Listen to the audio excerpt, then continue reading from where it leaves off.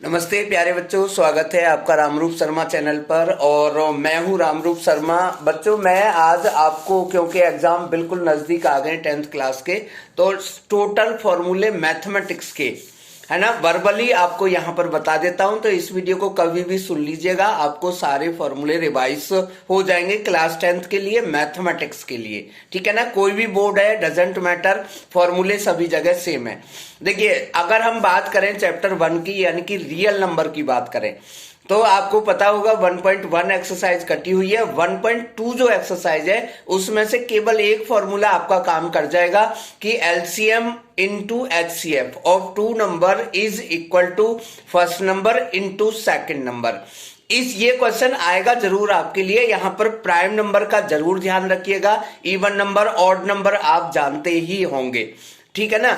दूसरा जो फॉर्मूला है बच्चों, वो आपका आएगा 1.4 एक्सरसाइज में। और 1.4 एक्सरसाइज में क्वेश्चन इस तरीके से आएगा कि P अपॉन Q की फॉर्म में कोई नंबर दिया हुआ होगा, यानी कि वो जो नंबर होगा आपका रेशनल ही होगा। तो सबसे पहले तो अपने दिमाग में एक चीज बैठा लीजिए कि इर्रेशनल का क्वेश्चन आपको नहीं आएगा। ठीक है ना। रेशनल में P अपॉन Q को पहले को प्राइम बनाइए, यानी कि अगर वो किसी नंबर से कटते हैं तो उसे काट दीजिए। और उसके बाद में डिनोमिनेटर अगर 2 की पावर m और 5 की पावर n के फॉर्म में है तो वो जो नंबर है वो टर्मिनेटिंग होगा और रेशनल तो होगा ही होगा। और अगर वो p raise to the 2 raise to the power m और 5 raise to the power n के सिवाय किसी और नंबर का भी प्रोडक्ट है तो फिर वो नंबर इरेशनल फिर भी नहीं होगा, वो रैशनल ही होगा, लेकिन वो नॉन टर्मिनेटिंग बट रिपीटिंग होगा। तो ये है हमारे दो फॉर्मूले चैप्टर 1 के लिए। चैप्टर 2 की बात करें अगर हम पॉलिनोमियल की, तो एक क्वेश्चन आपको जरूर आ सकता है कि एक ग्राफ दिया हुआ होगा और उसमें नंबर ऑफ जीरो पूछे हुए होंगे। तो आपको ये जरूर ध्यान रखना है कि जो ग्राफ की लाइन है वो एक्स एक्सिस को जितने पॉइंट पर टच करती है या इंटरसेक्ट करती है वो उसके नंबर ऑफ जीरो होंगे। दूसरी जो एक्सरसाइज है 2.2 एक्सरसाइज है। 2.2 एक्सरसाइज में आपका जो पहला क्वेश्चन होगा वो मिड टर्म ब्रेक का होगा, यानी कि फैक्टराइजेशन का होगा, वहां से आप जीरोस निकाल सकते हैं। और दूसरा जो क्वेश्चन आएगा बच्चों वो आएगा कि आपको सम ऑफ जीरो और प्रोडक्ट ऑफ जीरो दिए हुए होंगे। ठीक है ना। क्वाड्रेटिक इक्वेशन से ही, क्वाड्रेटिक पॉलिनोमियल से ही क्वेश्चन आएगा। तो वहां पर ध्यान रखिएगा कि अगर उसके जीरोस को हम रूट्स को हम अल्फा और बीटा मान लेते हैं तो अल्फा और बीटा, अल्फा प्लस बीटा जो होता है वो माइनस बी अपॉन ए के इक्वल होगा। और अल्फा इंटू बीटा यानी कि प्रोडक्ट ऑफ रूट्स जो होगा, प्रोडक्ट ऑफ जीरो जो होगा वो सी अपॉन ए के इक्वल होगा। अगर आपकी quadratic equation a x square plus b x plus c की फॉर्म में है, अगर नहीं है तो उसे बना लीजिएगा। तो ये दो ही फॉर्मूले हैं। जो लॉन्ग डिवीजन है वो आपका कटा हुआ है, यानी कि 2.3 एक्सरसाइज आपकी कटी हुई है। अब आ जाते हैं चैप्टर 3 की तरफ, लीनियर इक्वेशन इन 2 वेरिएबल पर।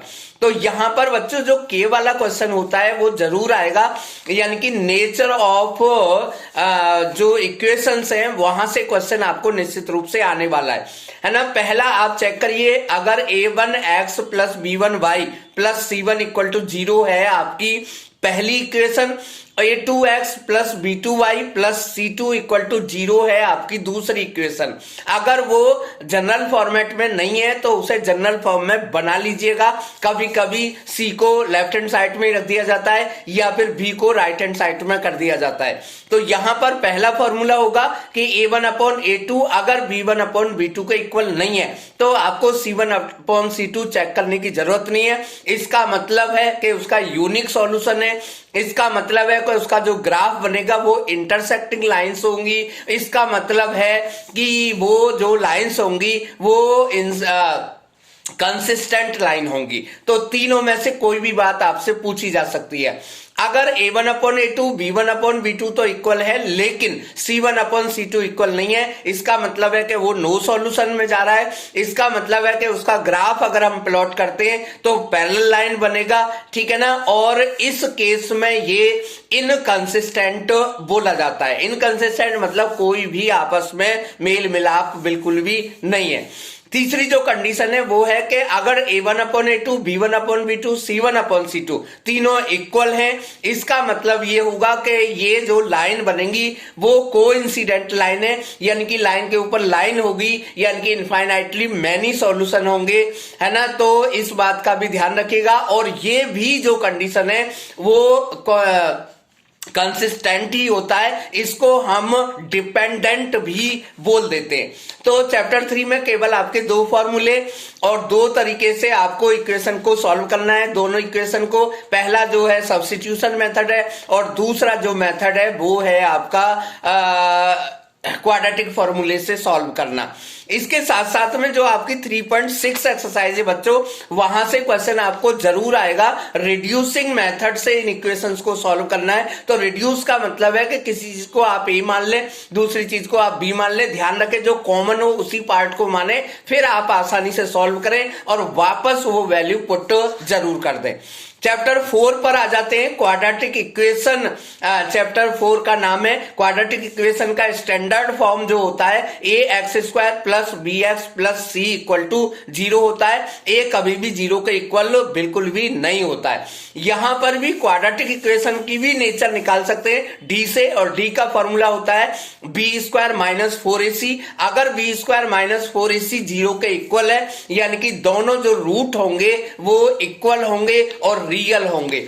अगर b² माइनस 4ac यानी कि d जो है अगर आपका है 0 से बड़ा यानी कि पॉजिटिव है, तो इसका मतलब है उसके दो रूट होंगे, दोनों डिस्टिंक्ट होंगे और दोनों रियल होंगे। और अगर तीसरे केस में d की वैल्यू लेस देन 0 आ जाती है, यानी कि नेगेटिव आ जाती है, तो फिर यहां पर जो रूट्स होंगे वो आपके होंगे यानी कि जो नॉट रियल रूट आप कह सकते हैं, ठीक है ना। और यहीं पर आपका क्वेश्चन खत्म हो जाएगा।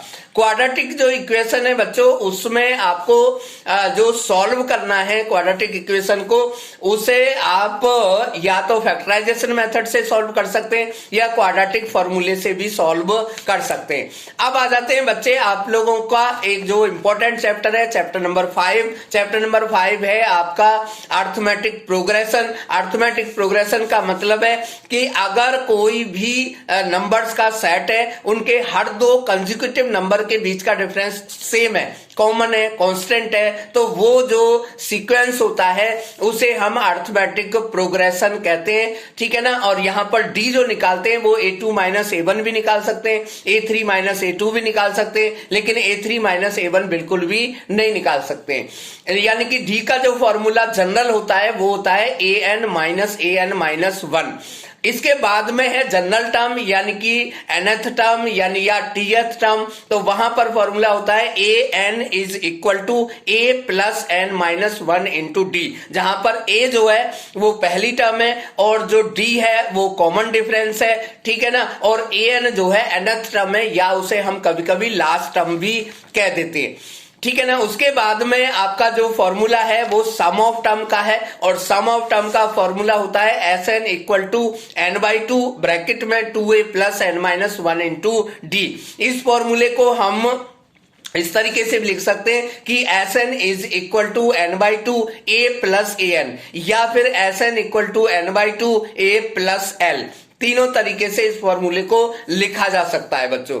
एक बात आपको और बतानी है कि an जो होता है वो Sn माइनस 1 के इक्वल भी होता है, तो अगर आप चाहें इस फॉर्मूले को भी लगा सकते हैं, ठीक है ना। यहां पर जो है अगला चैप्टर पर चले जाते हैं हम। अगला जो चैप्टर है हमारा वो है चैप्टर 6 यानी कि ट्राइंगल। ट्राइंगल में बीपीटी थ्योरम आप जानते होंगे, कन्वर्ट्स ऑफ बीपीटी से भी क्वेश्चन आ सकता है, पाइथागोरस से भी क्वेश्चन आपका आ सकता है। थ्योरम आपकी बीपीटी निश्चित सी हो गई है कि वो ही थ्योरम आपको आएगी, ठीक है ना। तो थ्योरम अगर कर लेते हैं, 1-2 नंबर का क्वेश्चन और आएगा, उसे कर लेते हैं तो आपका काम बहुत आसान हो जाएगा। अगले चैप्टर की तरफ चलते हैं बच्चों, वो है हमारा कोऑर्डिनेट ज्योमेट्री।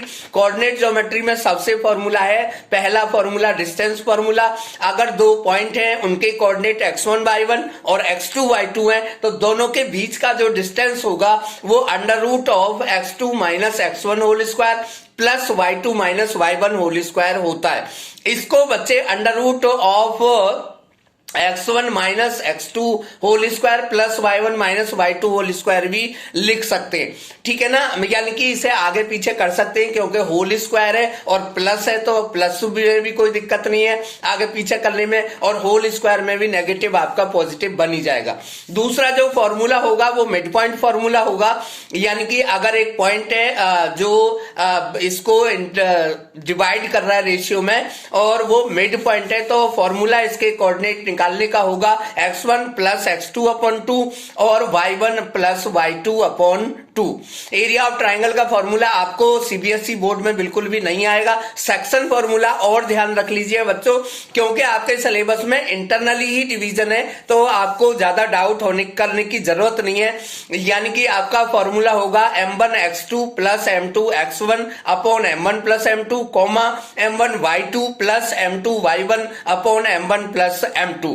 अगर आपके दो जो पॉइंट है उनको ज्वाइन करने वाली जो लाइन है वो किसी पॉइंट ने उसे रेशियो में डिवाइड किया है, और रेशियो वो m1 और m2 है। पहले पॉइंट के कोऑर्डिनेट x1 y1 है और दूसरे पॉइंट के जो कोऑर्डिनेट है वो x2 y2 है। तो यहां से आपके चैप्टर 7 से 3-4 क्वेश्चन निश्चित रूप से आएंगे। चैप्टर 8 की बात करें बच्चों, तो पहला है trigonometric ratio, sine theta, cos theta, tan theta और कोसेक थीटा और कॉट थीटा, है ना। Sine theta perpendicular upon hypotenuse होता है, cos theta base upon hypotenuse होता है, tan theta perpendicular upon base होता है। साइन थीटा कोसेक थीटा जो है हाइपोटेन्यूज अपॉन परपेंडिकुलर होता है, और sec theta hypotenuse upon base होता है, और cot theta base upon perpendicular होता है। साइन थीटा कोसेक थीटा का इनवर्स होता है, यानी कि sine theta equal to 1 upon cosec theta, cos theta equal to 1 upon sec theta, tan theta equal to 1 upon cot theta and vice versa, है ना। Tan theta को sine theta upon cos theta भी लिखा जा सकता है, cot theta को cos theta upon sine theta भी लिखा जा सकता है। ट्रिग्नोमेट्रिक जो टेबल है वो आपका 30 डिग्री, 45 डिग्री और 60 डिग्री ही आएगा। तो ये टेबल आपको बनानी मैंने वीडियो में बताई हुई है, तो मेरी वीडियो को देख सकते हैं। इतना जरूर ध्यान रख लीजिएगा कि साइन 30 की वैल्यू 1/2, साइन 45 की वैल्यू 1/√2 और साइन 60 की वैल्यू जो होगी वो √3/2 होती है। कॉस में चले जाए तो इसे टिल्ट कर दीजिए, यानी कि कॉस 30 की जो वैल्यू है √3/2 होगी, कॉस 45 की वैल्यू सेम होगी जो साइन 45 की होती है, यानी कि 1/√2 होगी, और cos 60 की जो वैल्यू है वो sin 30 के इक्वल होगी, यानी कि होगी 1/2। टेन की बात करें तो साइन अपॉन कॉस होता है, यानी कि साइन की वैल्यू को कॉस की वैल्यू से डिवाइड कर देंगे तो टेन की वैल्यू आ जाएगी, यानी कि टेन 30 की वैल्यू 1/√3 होती है, और टेन 45 की वैल्यू 1 होती है, और टेन 60 की वैल्यू √3 होती है, यानी कि 1/√3 का उल्टा। कॉट की याद करनी है तो टेन को टिल्ट कर दो और या उल्टा कर दो, और सेक की याद करनी है तो कॉस का उल्टा कर दो, और साइन की याद करनी है तो कॉसेक की याद करनी है तो साइन का आप उल्टा कर दे। 8.3 एक्सरसाइज है वो आपके सिलेबस में डिलीटेड पार्ट्स में है। अब आ जाते हैं 8.4 एक्सरसाइज पर। 3 आइडेंटिटी है बच्चों। पहली identity sine square theta plus cos square theta equal to 1, दूसरी identity 1 plus tan square theta equal to sec square theta, तीसरी identity 1 plus cot square theta equal to cosec square theta. इनको हम change भी कर सकते हैं। जैसे पहली आइडेंटिटी है तो वहां से आप कह सकते हैं कि sine square theta is equal to 1 minus cos square theta, या cos square theta equal to 1 minus sine square theta. दूसरी जो आइडेंटिटी है वहां पर 2 फॉर्मूले और बना सकते हैं, sec square theta minus tan square theta equal to 1, या sec square theta minus 1 equal to tan square theta, या sec theta plus tan theta equal to 1 upon sec theta minus tan theta. इसी तरीके से तीसरी identity को भी हम mould कर सकते हैं। पहला हो जाएगा cosec square theta minus cot square theta equal to 1, दूसरा हो जाएगा cosec square theta minus 1 equal to cot square theta, और तीसरा फॉर्मूला आप बना सकते हैं cosec theta minus cot theta equal to 1 upon cosec theta plus tan theta, या इसका वाइस वर्सा। अब आ जाते हैं बच्चों अगली जो एक्सरसाइज है, एप्लीकेशन ऑफ ट्रिग्नोमेट्री। कोई नया फॉर्मूला नहीं है। एंगल ऑफ एलिवेशन जो होता है, जो नीचे से ऊपर की तरफ देखा जाता है, वो इक्वल होता है एंगल ऑफ डिप्रेशन के। बाकी आपके टेन थीटा ही जनरली यूज किया जाता है। दो ट्राइंगल यूज किए जाते हैं, पाइथागोरस थ्योरम यूज की जाती है, square of hypotenuse is equal to sum of squares of other two sides. अब अगर बात करते हैं बच्चों हम सर्कल में, तो सर्कल जो चैप्टर है वो बहुत इंपॉर्टेंट चैप्टर है। तो length of tangent external point से इक्वल लेंथ की होती है।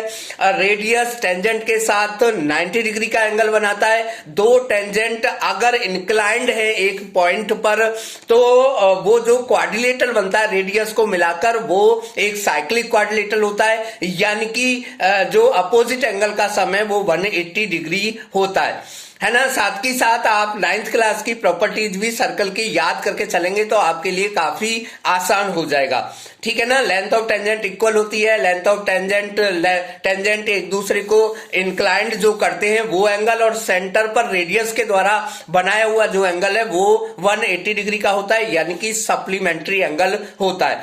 अब आ जाते हैं बच्चों चैप्टर 11 की, जो आपके सिलेबस में नहीं है क्योंकि एक्टिविटी में आपको करा दिया होगा। चैप्टर 12 पर अगर आ जाए तो area of circle pi r square, perimeter of circle यानी कि circumference of circle 2 pi r, area of semi circle half pi r square, और पेरीमीटर ऑफ सेमी सर्कल ध्यान रखिएगा वो होगा आपका पाई आर प्लस डी के इक्वल होगा।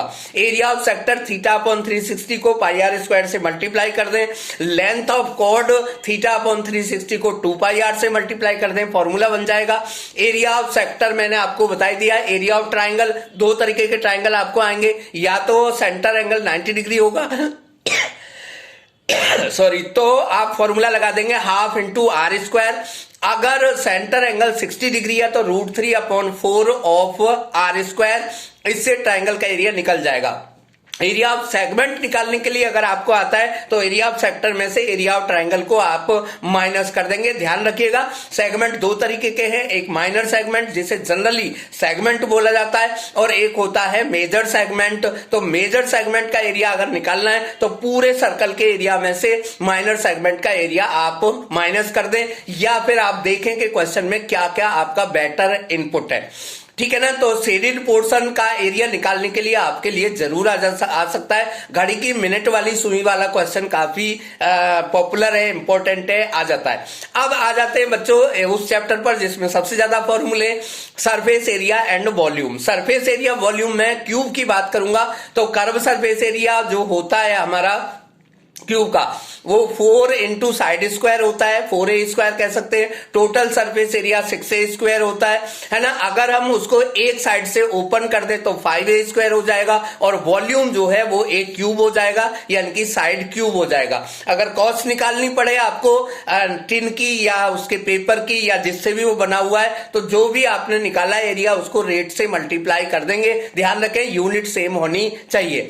क्यूबॉइड के लिए अगर हम आ जाते हैं LBH उसकी डायमेंशन से, तो इसका जो कर्व सरफेस एरिया होगा 2HL प्लस बी होगा। टोटल सरफेस एरिया होगा 2LB plus BH plus HL होगा। अगर एक साइड से ओपन कर दें तो 2LB plus BH plus HL में से आप LB को माइनस करें, अगर ऊपर से या नीचे से खुला हुआ है, और अगर साइड से खुला हुआ है तो BH को माइनस कर दें। अब आ जाते हैं सिलेंडर पर। तो सिलेंडर का curve surface area 2 pi R H होता है। सिलेंडर का जो टोटल सरफेस एरिया है वो 2 पाई आर ब्रैकेट में आर प्लस एच होता है, और अगर हम वॉल्यूम की बात करें तो पाई आर स्क्वायर एच होता है। ठीक है ना। अब आ जाते हैं कोन पर। तो कोन का जो कर्व सरफेस एरिया है वो पाई आर एल होता है। एल ध्यान रखिएगा, l square equal to r square plus h square के इक्वल होगा। कई बार आर और एच दे दिया जाता है, एल आपको निकालना पड़ेगा, है ना। इसका जो टोटल सरफेस एरिया है वो pi r l plus pi r square होगा। और इसका जो वॉल्यूम है वो सिलेंडर के वॉल्यूम का 1/3 होता है, यानी कि 1/3 of pi r square h होगा। इसके बाद में आ जाते हैं बच्चों हम स्फीयर पर। तो स्फीयर का जो फॉर्मूला है, total surface area, curve surface area सब सेम होता है, और वो होता है हमारा 4 पाई आर स्क्वायर। ठीक है ना। इसका जो वॉल्यूम होता है वो 4/3 पाई आर क्यूब होता है। हेमीस्फीयर की अगर मैं बात करूं तो हेमीस्फीयर का जो कर्व सरफेस एरिया होगा वो 2 पाई आर स्क्वायर होगा। टोटल सरफेस एरिया बच्चों ध्यान रखिएगा 3 पाई आर स्क्वायर होगा, है ना। और जो आपका वॉल्यूम होगा वो 4/3 पाई आर क्यूब होगा, और हेमीस्फीयर के लिए 2/3 पाई आर क्यूब होगा। ठीक है ना। और फ्रस्टम आपके सिलेबस में बिल्कुल भी नहीं है, तो आप उसे अभी भूल जाइए, क्योंकि अभी आपको मार्क्स चाहिए। नॉलेज तो आपकी जो हो चुकी है, जो बन चुकी है, वो बन गई है। उसके बाद में बच्चों हम चलते हैं अगले चैप्टर पर, जिसका नाम है स्टैट्स, यानी कि मीन, मोड और मीडियन। मीन का पहला फॉर्मूला है सिग्मा xi अपॉन एन, है ना। ये 9th क्लास में भी आपने पढ़ा होगा, और 9th क्लास से क्वेश्चन भी आपको यहां पर आ सकता है। अगर एक्स क्लास इंटरवल दिए हुए हैं तो sigma xi fi upon sigma fi या sigma xi fi upon capital N. ध्यान रखें कैपिटल एन और सिग्मा fi सेम चीज होती है। एक्स बार से हम मीन को इंडिकेट करते हैं। अब बात आ जाती है बच्चों, अगर हम मीन को एज्यूम्ड मीन मेथड से निकालना चाहे या क्वेश्चन में दिया हुआ हो, तो ध्यान रखिएगा अगर क्वेश्चन में दिया हुआ है एज्यूम्ड मीन मेथड से निकालिए, तो आपको एज्यूम्ड मीन मेथड से ही निकालना है। बहुत आसान है। आप जो है ए मान लीजिए xi में से, यानी कि मिडिल टर्म को मानेंगे तो ज्यादा बेटर आपकी कैलकुलेशन जाएगी, इजी हो जाएगी। तो वहां पर जो है xi fi जब हम निकालते हैं तो xi की जगह पर जो होगा वो आपका जो xi की जगह पर जो होगा, आप हर एक xi की टर्म में से a को माइनस कर दें, है ना। तो और जब फॉर्मूला आपका आए तो आप लिखेंगे x bar equal to a plus sigma xi की जगह जो आपकी वो जो टर्म बन जाएगी वो ui बिल्कुल नहीं बनेगी, ध्यान रखिएगा, है ना। तो xi की जगह जो टर्म बनेगी वो आपकी बन जाएगी hi xi, है ना। तो यहां पर जो है दो मेथड आपके यहां पर हैं। पहला है डायरेक्ट मेथड जिसमें xi fi आप निकाल सकते हैं, और दूसरा जो मेथड है वो है आपका एज्यूम्ड मीन मेथड। तो xi में से a को माइनस करेंगे तो di बनता है, यानी कि आपको di fi निकालना पड़ेगा, और फॉर्मूला बन जाएगा आपका x bar equal to a plus sigma di fi upon sigma fi या capital N into h। h का मतलब होता है क्लास इंटरवल का डिफरेंस। ठीक है ना। तो अब उसके बाद में मोड पर आ जाते हैं। तो मोड जो है आपको पता होगा, जो आपकी फ्रीक्वेंसी है, आपकी मतलब क्वेश्चन की जो फ्रीक्वेंसी है वो सबसे ज्यादा जो होगी वो मॉडल क्लास होगा, और मोड का फॉर्मूला होगा mode equal to l plus, है ना, f1 minus f0 upon 2f1 minus f1 minus f2 into h। Median की अगर हम बात करते हैं बच्चों तो वहां पर आपको cf निकालना होगा। cf का मतलब होता है कॉम्युलेटिव फ्रीक्वेंसी, और उसका फॉर्मूला बन जाएगा L plus n/2 minus CF upon F into H। ठीक है, H और सेम ही होगा मीडियन की तरह, मोड में भी, मोड और मीडियन दोनों में सेम होगा। बच्चों एक जो क्वेश्चन है वो निश्चित रूप से आने वाला है कि मीन मोड मीडियन का जो आपस में रिलेशन है, तो वहां पर दो चीज दी हुई होंगी, तीसरी चीज निकालनी होगी। तो वहां टेबल बनाने आप लोग बिल्कुल भी मत बैठ जाइएगा, और उस फॉर्मूले को आप याद कर लें, 3 median is equal to mode plus 2 mean. ठीक है ना, कैसे भी आप इसे फॉर्मूले को याद कर सकते हैं, है ना। और यहां से भी आपको एक क्वेश्चन निश्चित रूप से आने वाला है। जो प्रोबेबिलिटी का चैप्टर है वहां एक ही फॉर्मूला है, उसे छोटे छोटे बनाए तो बहुत सारे बन सकते हैं कि probability of any event is equal to favourable outcome upon total outcome. दूसरा फॉर्मूला आप ये भी याद रखिएगा कि probability of any event is greater than और इक्वल टू 0 और लेस देन और इक्वल टू 1, यानी कि नेगेटिव में प्रोबेबिलिटी बिल्कुल नहीं होती है। एक से ज्यादा बड़ी प्रोबेबिलिटी आपकी बिल्कुल भी नहीं होती है। प्रोबेबिलिटी किसी इवेंट के होने की प्लस प्रोबेबिलिटी उस इवेंट के ना होने की का जो सम होता है वो ऑलवेज 1 के इक्वल होता है। तो ये सारे फॉर्मूले मैंने आपके लिए यहां पर रखे। एग्जाम में इस किट का इस्तेमाल जरूर करिएगा। मैं इसका नाम फॉर्मूला किट रखूंगा, तो फॉर्मूला किट नाम से आप इस वीडियो को कभी भी देख सकते हैं। तो 15-20 मिनट की वीडियो है, टोटल फॉर्मूले आपके रिवाइज हो जाएंगे। फिर भी अगर कोई डाउट हो तो कमेंट सेक्शन में कमेंट जरूर करिएगा, वीडियो को शेयर जरूर करिएगा। और हाँ बच्चों, मैं रात को 9 बजे से 10 बजे के बीच में ग्राफी ऐप पर आपके चैप्टर को पढ़ा रहा हूं लाइव, तो आप वहां पर जाकर डाउनलोड करके मुझे वहां पर आप फॉलो कर लें, तो आप बिल्कुल फ्री वहां पर पढ़ सकते हैं। Thank you so much and all the very best.